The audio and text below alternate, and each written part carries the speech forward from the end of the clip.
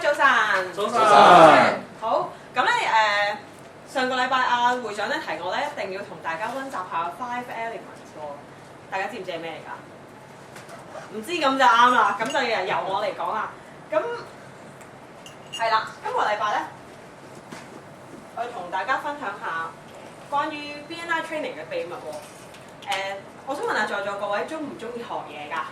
中意，好中意啊！我好中意。你唔中意？咁就啱啦，你嚟啱地方啦。因為 BNI 咧，除咗係一個生意引薦組織之外咧，其實亦都好着重 training 嘅喎。咁點解 BNI 嘅 training 係咁特別嘅咧？咁今日同大家分享下啦。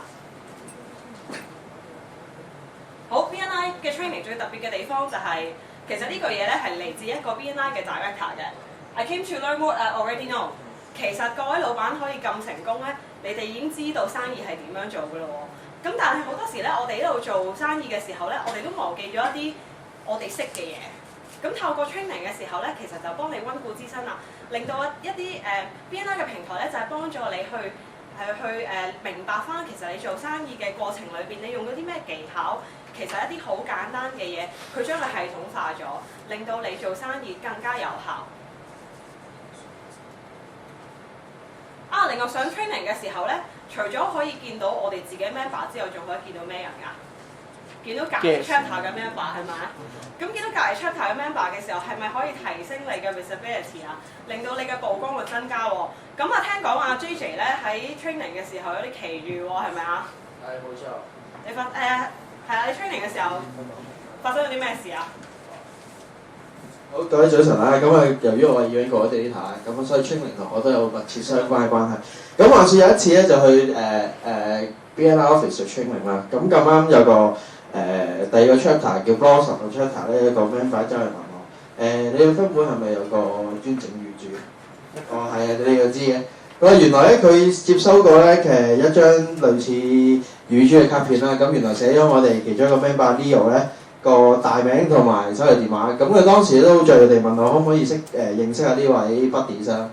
咁順便咧就同佢講咗其實關於佢嘅產品啦，咁因為佢嘅產品我都有用過好幾次嘅，咁可以大家其實可以喺個 training 入邊咧作出引薦嘅，其實都可以，咁create其他 member 或者自己嘅 visibility 咯。咁所以咧其實咧嚟緊咧有個 section 咧都關我，咁所以可以我俾阿 Sylvia 講多啲啦 ，thank you。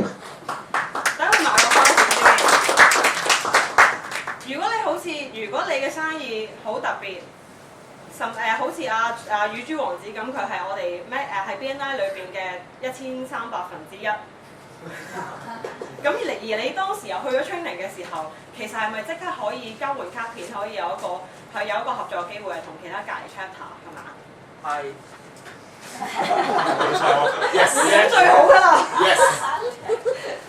而更重要嘅係，其實你個會費係包咗㗎嘛。點解唔上 training 咧？其實 BNI training 真係好抵㗎，因為咧除咗有用之外，最緊要大部分都係免費嘅。如果你哋好想上 training 嘅話，應該問邊個咧 ？JJ。冇錯啦，係啦。咁今日咧，我諗大家已經係好想去報我哋 training 啦。咁陣間記住密切留意 JJ 嘅 section，佢話俾大家聽最近係有啲咩好玩好正嘅 training 嘅。